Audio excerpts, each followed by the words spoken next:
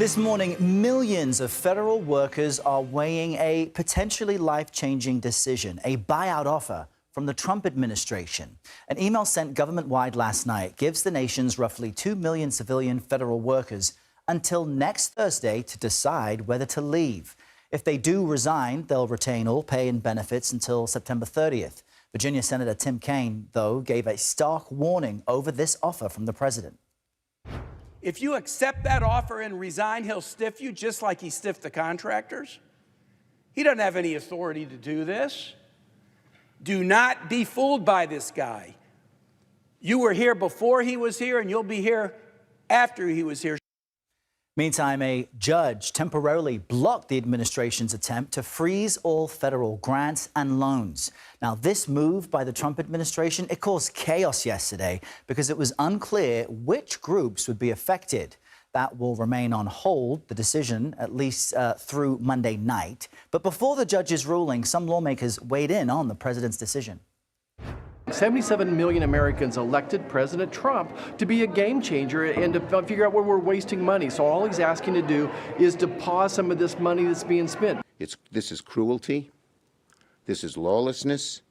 This is a heist done on a national scale. No matter how much he may believe he does, the president does not have the authority to ignore the law. Now, this all comes as CBS News has learned President Trump is expected to sign an executive order freeing up federal funding for school choice programs.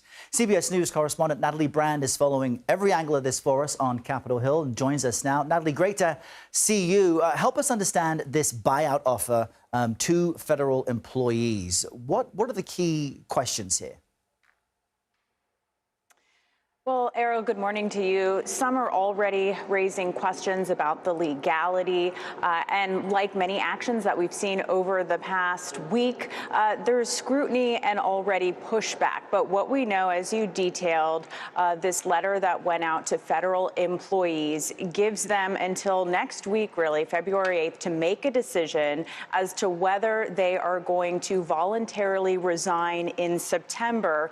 And that would exempt them for some of the new policies that the Trump administration wants to put in place, specifically return to work full-time, 5 days a week in the office. The administration, a senior administration official, told CBS News that it expects up to 10% of federal employees to quit. So that could be around 200,000 federal employees, workers that we're talking about here. The administration saying it just wants to boost standards in various federal agencies. But the American Federation of Government Employees, that's the largest federal employees union, criticizing this move, said in a statement, in part, purging the federal government of dedicated career civil servants will have vast unintended consequences. Now, note, this offer does not apply to military, national security, postal workers, immigration enforcement. But as you noted,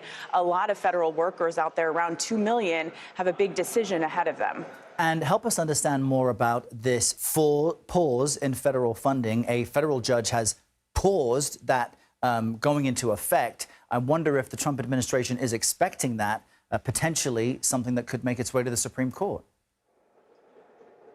Yeah, it did not take long for legal challenges to be filed. This is an issue, like others that we've seen with the Trump administration, that could end up all the way up to the U.S. Supreme Court. But what we know is a coalition of nonprofits filed suit yesterday, and a federal judge here in Washington granted this temporary stay, temporary pause on this memo from being enacted while she weighs these arguments more fully. As you know, Errol, yesterday, this White House Budget Office memo really triggered mass confusion and concern nationwide. And lawmakers here on Capitol Hill across both sides of the aisle say that they were fielding calls from constituents talking about potential disruptions, really confused by what this all meant. Programs from Head Start to Meals on Wheels, other nonprofits wondering whether they would be impacted,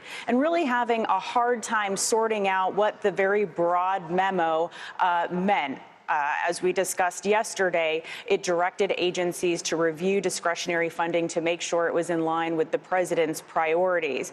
But again, lawsuits filed, not only that nonprofit coalition, but a group of Democratic attorneys general filed suit calling this unconstitutional, saying the power of the purse rests with Congress. Yeah, the dust certainly being kicked up there in the nation's capital. Natalie Brand with the latest. Thank you for that.